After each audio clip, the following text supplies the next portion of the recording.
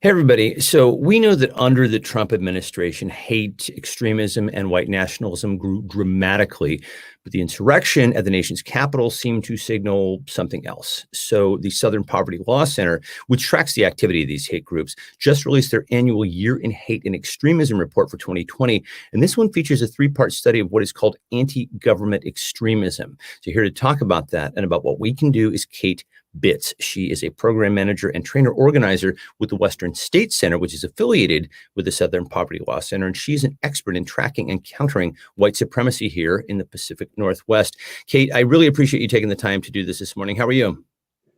Doing well, thank you.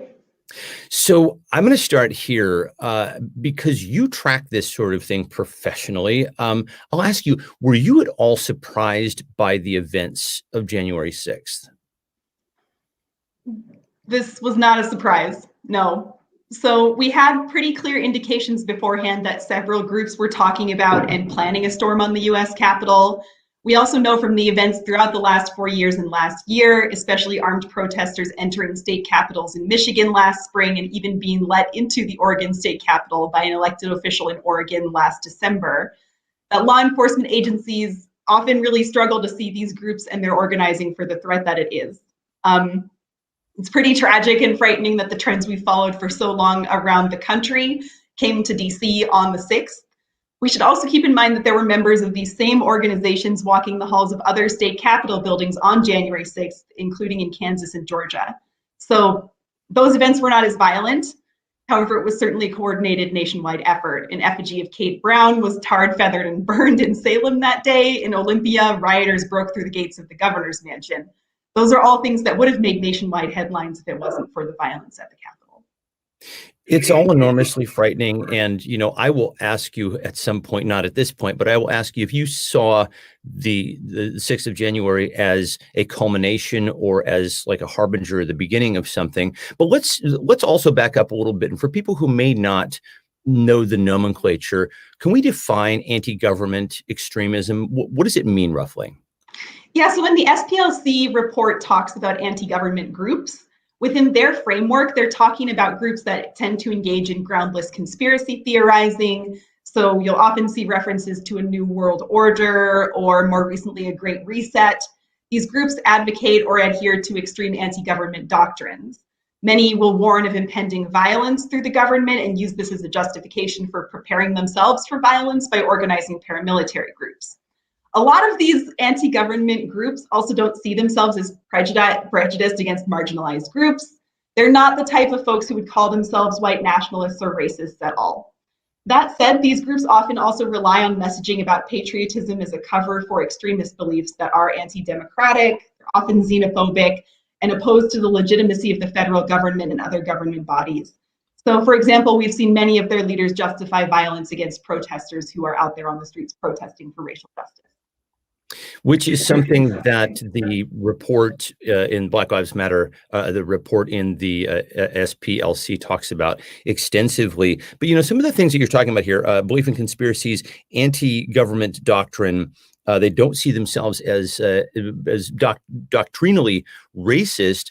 We saw a lot of these different groups at the Capitol on the 6th, Proud Boys, Oath Keepers, QAnon believers, white nationalists. Maybe talk a little bit about what ties these groups together and why they were all there, working with common purpose that day.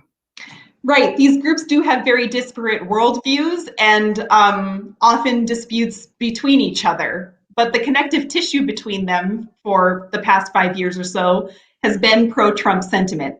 The MAGA movement has brought really similar constellations of groups together on the streets of Portland for years, for example, where we do see paramilitary and anti-government groups rubbing shoulders with people who've espoused far more extreme and hateful ideologies.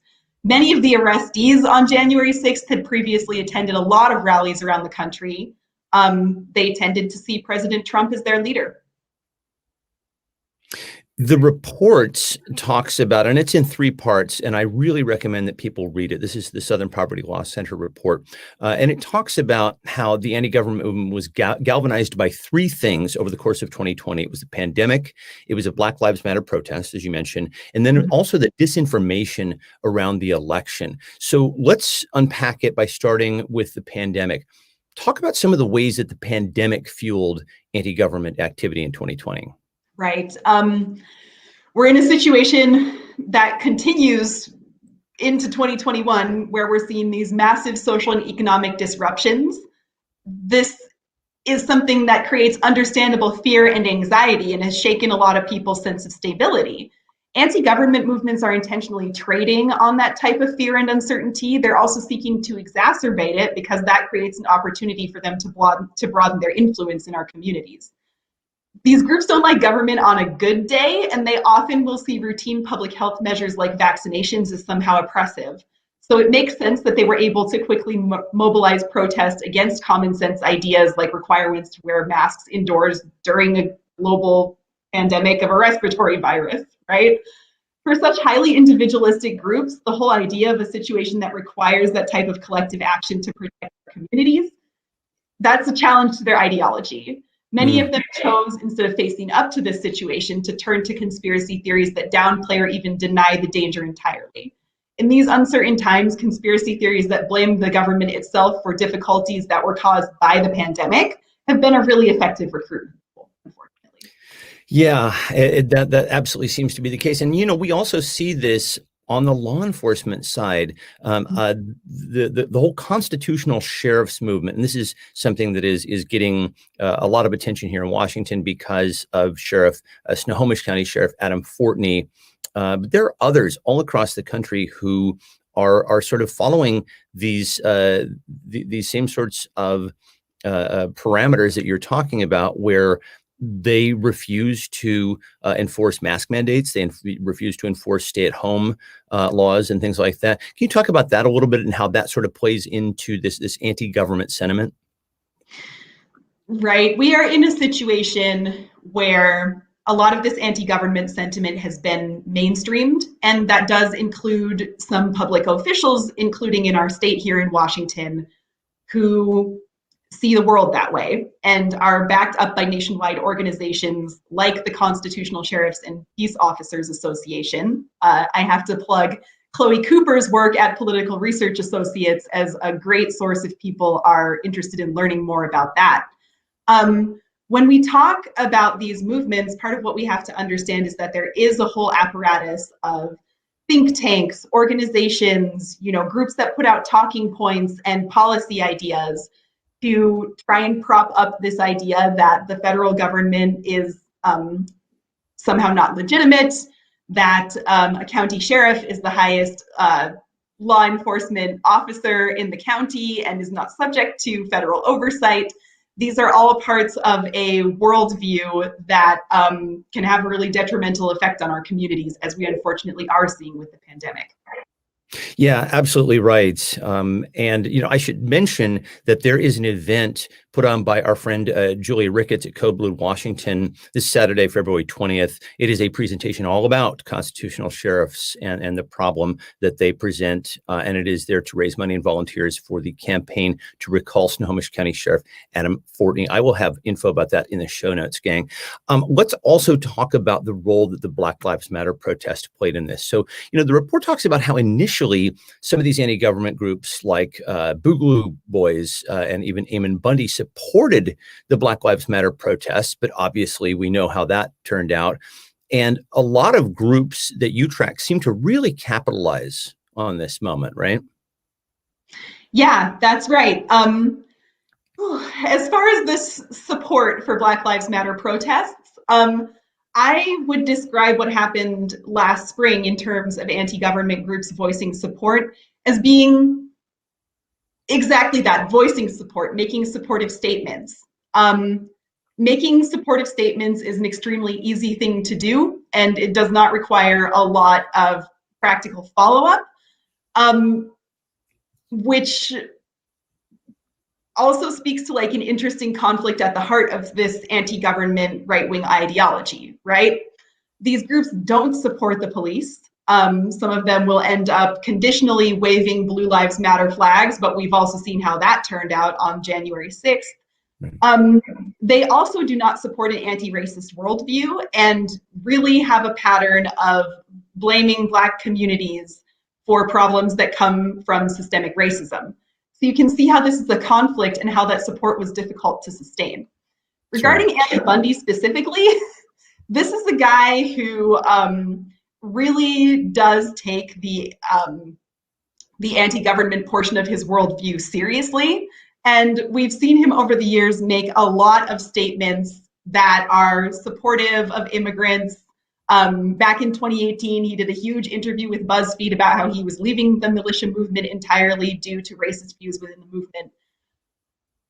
I'm not saying that he doesn't take that completely seriously and earnestly in the moment every time he makes one of these statements or starts one of these initiatives. I will say that there seems to be kind of a regression back to the mean with him each time that he does this. And I hope that these statements are placed in context by the media when he steps out to do this again.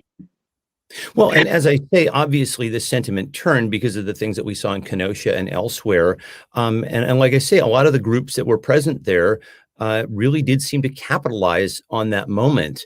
Right. Can you just talk about the dynamic of that a little bit? Yes, it became a situation where, again, often driven by conspiracy theories, anti-government groups were going out to counter-mobilize against protests for racial justice.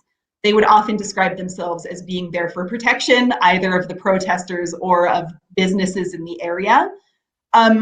But we also have to understand that the vast majority of these protests were peaceful, right? Especially in small towns and in the region where I live, in the inland Northwest. Regardless of the fact that many of these were often planned by basically high school students, we saw large paramilitary mobilizations, for example, in North Idaho, because people were convinced by rumors on social media that these protests were actually planned riots. It led to situations where you had guys with plate carriers and long guns facing off against groups of kids holding signs. They, to this day, will describe this as them having scared off people who were planning to riot. I would analogize this to that joke in The Simpsons about Homer buying a tiger repelling rock and knowing that it works because there are no tigers in his yard. It's really something that helped these groups learn how to flex that mobilization muscle, however. Your opponent doesn't actually have to show up for you to use a situation like that as a training and recruitment opportunity and feel like you truly are a hero to your community. Unfortunately, it was that type of repeated mobilization and real building of a routine that led to some of the obvious readiness for anything that we saw on January 6th. Sure. Yeah, absolutely. You can see how it all that is leading up to that moment when you look at the whole equation in reverse. And then, of course, the thing that really seemed to light the match, and this is the third chapter or portion of the report from the SPLC, which is all about the movement to deny election results. Right. We know that disinformation drove a lot of what happened on January 6th. But I'll ask you, do you feel that these groups were manipulated by the disinformation, or that they used it, or both?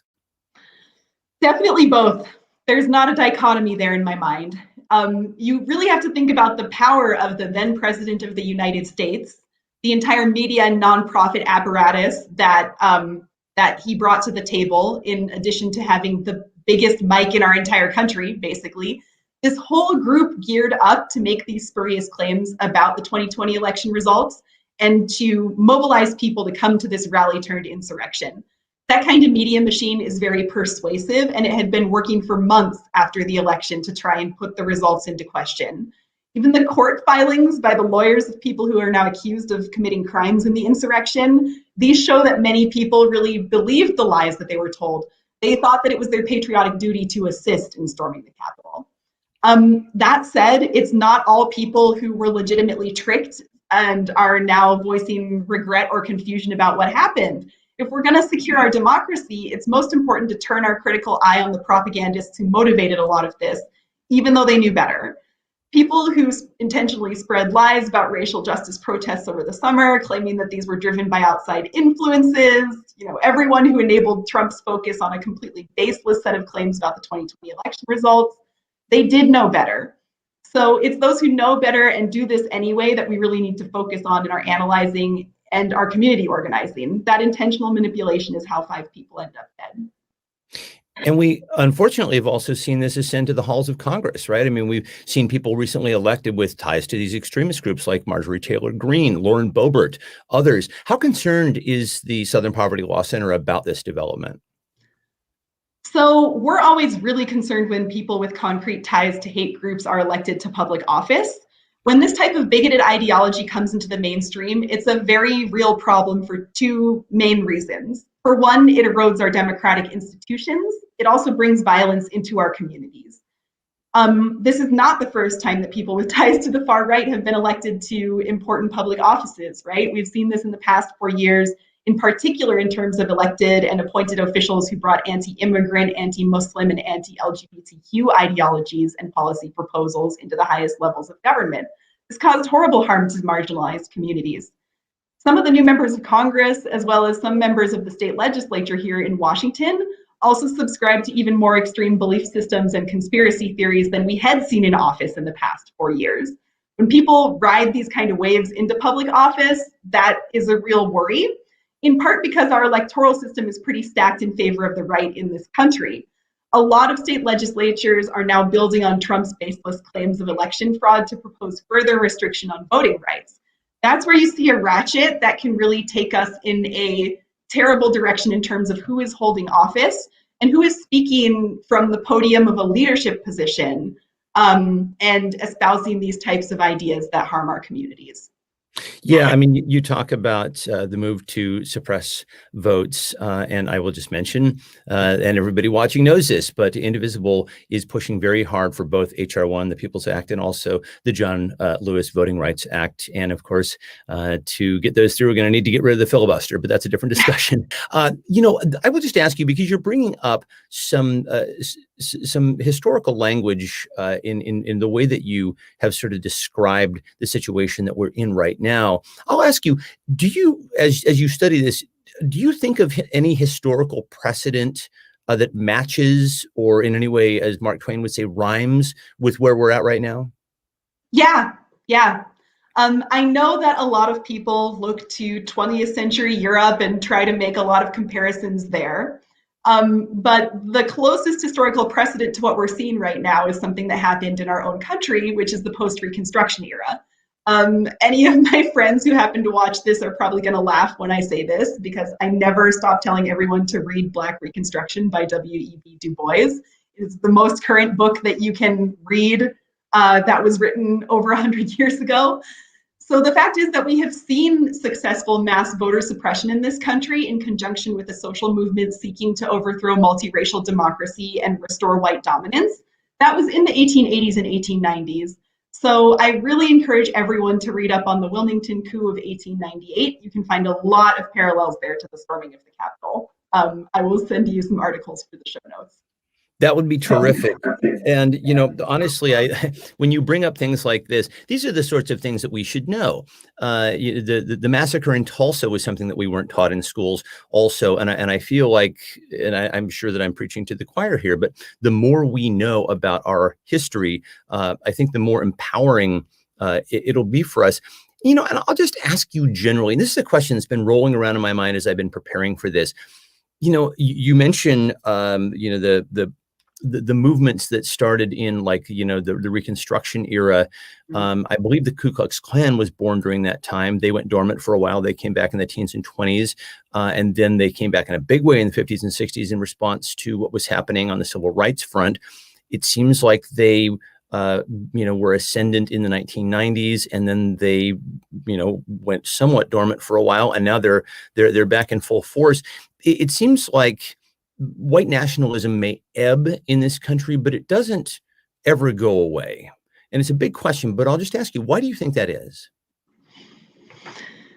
One thing I always keep in mind in my work is where we're situated in this country. We're a country that has always espoused very high-minded democratic ideals, and many people have come to the United States looking to make that a reality, right? This country was also founded on stolen land, on genocide, and on enslavement. So it is not a story in our country of steady progress towards some kind of multiracial democratic ideal. our movements for justice have always been there, but we've always had to work very hard against the status quo to expand our idea of inclusive democracy. So I can't really spend a lot of time personally feeling shocked that white nationalist movements continue to organize, that they're trying to roll back the gains we've had during the civil rights era, and that there are still people who are trying to turn our country into a white ethno-state. If we're really going to make a difference over time and build a strong, equitable, and inclusive democracy, that is probably the only thing that can blunt the impact of white nationalist organizing. And that's a long-term project. Yes. And, honestly, you're anticipating the question that I intend to close today's discussion with, because I really do want to get some of those proactive steps from you. But before I let you go, I want to talk about the rest of the Southern Poverty Law Center's annual report tracking hate groups generally. And this is separate from the three-part discussion about anti-government extremism, which I will have all of this for people in the show notes again. And it is just such required reading. I really, really recommend it. So there were a few things that stuck out to me when I went through the report. One shows that there were fewer hate groups that you were tracking. I believe 838 was the number in 2020, and that was down over the last 2 years. And I wondered, did they consolidate? Did fewer groups just become more active? What do you make of that? That's a really great question, because tracking group numbers is just one of the ways that we can track activity. And this number really tells us a lot about what's happening in anti-government and hate movements in our country. So first, we should put that statistic in context. SPLC counted 11% fewer hate groups in 2020 as compared to the last 3 years. However, we're still at historic highs. So in 2015, that number jumped up from 784 hate groups to 892. We're still way up at 838 groups today, right? So you are not seeing a major decline as compared to the last 3 years where we've seen this historic high. These numbers also tell us a lot about the recent history of far-right organizing. So right before the Unite the Right rally in 2017, hate groups were organizing very openly. They were developing this new propagandistic vocabulary and a set of symbols, calling themselves the new alt-right. They were really on a recruiting drive, like explicitly white nationalist groups, not necessarily the anti-government ones we were just talking about. Right. They were calling themselves the new alt-right, saying their ideas were simply pro-white and not against anyone, that type of thing. Heather Heyer's murder at that rally made it very clear who those groups really were and how harmful and violent their ideology is. And that's when we started to see a lot of community pushback, really pointed questions from the press, increased pressure from law enforcement. A lot of white nationalist groups at least temporarily disbanded under that pressure in 2017. Since then, we've really had a lot of churn. There's been a resurrection of some of the ideas that influenced groups like the Order and the Phineas Priesthood back in the 80s and 90s. So you've seen a rise in basically decentralized cell-based organizing that is aimed less at influencing politics and more at organizing intimidation and violence in our communities. We've been seeing, for example, a lot of flyering by white nationalist groups. This is where you start to see really awful things happen, like people convinced that there isn't a way to use politics to further their goals, so they will go out and commit a mass shooting. That is kind of where you end up after the big public-facing efforts of 2015 to 2017 fall apart under pressure. It's a really frightening development, and you know this better than anybody because you track this sort of thing. I would also like to, because we are both in the Pacific Northwest, get your thoughts on some of the hate groups here and the threats that they pose. We're both in. You mentioned that you're in Washington. I know that the Western States the Western States Center is centered in Portland, but we're essentially in the same area. You can see the flag behind me, and you can see that I'm wearing my Northwest shirt today. What are some of the groups and movements that you are tracking that we should be most concerned with here in the Pacific Northwest? The Pacific Northwest has been a very contested terrain in this regard historically. Hate groups often find a foothold here. In part, this is because of our demographics. And I do have to talk about the fact that Oregon explicitly was founded to exclude Black settlement. At the time, this was described as an anti-slavery measure, but the effect was certainly to affect our demographics in a way that means that we are one of the whitest regions in the country. For hate groups, what that has often meant is that this is a place where they can organize, where they can recruit.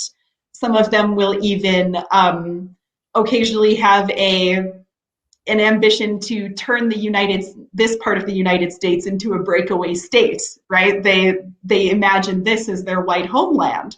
So They're we really calling have it to liberty, right? Right. This was a big trend in the white power movement of the 70s and 80s after they realized that de jure white supremacy was going to fall.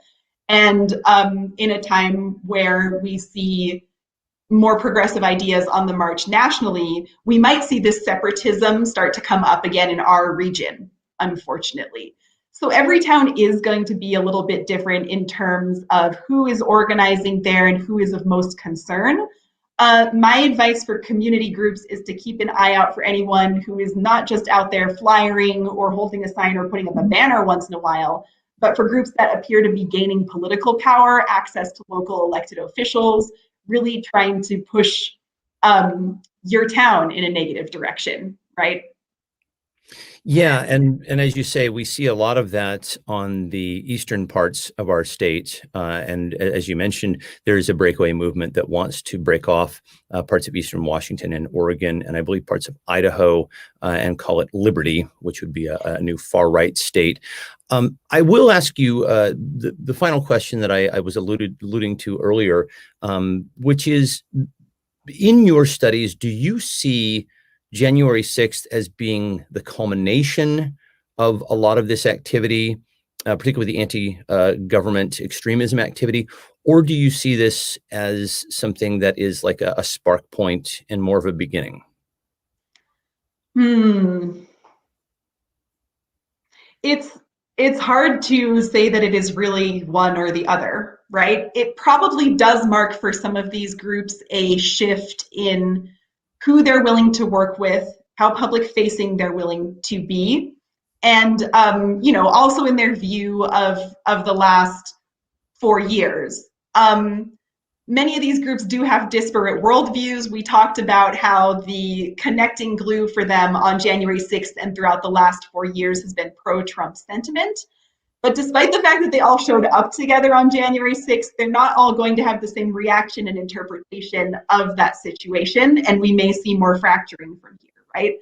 So since then, we've seen some conspiracy believers who subscribe to QAnon, for example, claiming that Trump's about to take back over and the entire inauguration was staged. Others, of certain factions of the Proud Boys are saying that Trump has served his purpose and is no longer useful for their movement at all. So as we look at January 6th and what followed, which was an acquittal from impeachment, one thing that I can definitely say is that is a signal of a lack of accountability, not just for the former president, but for these groups who have seen him as their leader. That lack of accountability does signal impunity, and it will probably be a signal that they should continue organizing however they see fit. So both a combination, I guess, and probably a sign of a shift. So on one hand, you're saying you're seeing potential fracturing because the thing that brought a lot of these groups together was Trump. On the other hand, the fact that Trump was acquitted by the Senate may give them a sense of impunity and a lack of accountability. So, I mean, unfortunately, I mean, I wouldn't expect you to have a definitive answer on this, but yeah, it looks like at this point it could ultimately go either way. I guess we'll have to get back together in a year. You are welcome back anytime, Kate. So, on this show, we like to end on a positive note. And by the way, thank you so much for all of your incredible insight. We've unpacked a lot. And I would love to, just in light of what we have learned, talk about some of the things that the Southern Poverty Law Centers recommend that we do to fight back against these hate groups and anti-government extremism right now. Can you talk about some of those things? Yeah, definitely. And first, I'd kind of like to start, because this has really been in discussion since January 6th. A couple of the options and the roads that we should not take and the things that we should not do. There's been all this discussion of creating, for example, a new domestic terrorism statute or a listing of designated domestic terrorist organizations.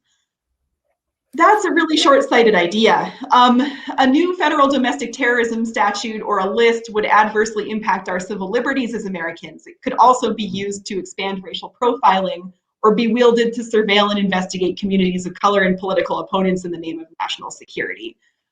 Let's not open that door, let's not go that route. It will not lead us in a positive direction. The same also goes for programs like countering violent extremism. We have over a decade of data on these programs showing that they really are not effective and that they do tend to profile and target immigrants, Muslims, and Black Americans. And can I ask you on that, you mean specifically government programs, yes? Right, yes. So, I mean, this is part of the reason why a big focus at Western State Center is working with communities. I see this problem of anti-government extremism and white nationalism as one that is not a law enforcement problem, it is all of our problem. So for one small example, we've assisted cities in the Pacific Northwest to pass resolutions against white nationalism at the local level. These often include provisions requiring training for city staff. One of my favorite ideas on this came from Eugene, Oregon. Their resolution required an audit of public art to consider who's represented in that art and what stories it tells about the history and present of that city.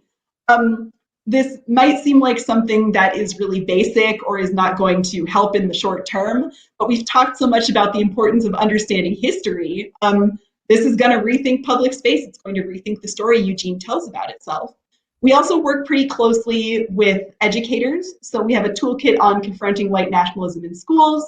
We've hosted trainings for educators to learn more about protecting young people from getting involved with these harmful groups. And we just released a conversation guide for parents and caregivers on how they can talk to their kids about this. Another thing, you mentioned that voting rights is a core issue for a lot of indivisible groups. And I'd encourage people who are involved in those type of groups already to think about how some of these core issues do connect to pushing back against hate groups. It's so exciting to see grassroots groups working on protecting voting rights, increasing civic engagement. By dismantling voter suppression and helping people hold their elected officials accountable, we can make sure that power stays where it belongs, in the hands of the majority of Americans who want a strong, inclusive democracy. Same thing for a strong movement for racial justice and decarceration that's taking shape in our country, right? That mass incarceration and overcriminalization sap resources and opportunities from communities of color. They also contribute to this culture that dehumanizes Black and brown people and really fuels the core ideology of white nationalism. So all of the work that folks within Indivisible are doing to meet those goals is work that also makes my job a lot easier. Well, we are grateful to have people like you as allies and to be doing this work. And everything that you just talked about, including some of the interesting education programs that you talked about, can be found in the show notes at indivisiblepodcast.org. As always, Kate, I'm so grateful for you to take the time here. And as I said, you're welcome back anytime to talk about this. I really appreciate all the information that you've shared today. Kate Bitts, thank you so much. Thank you.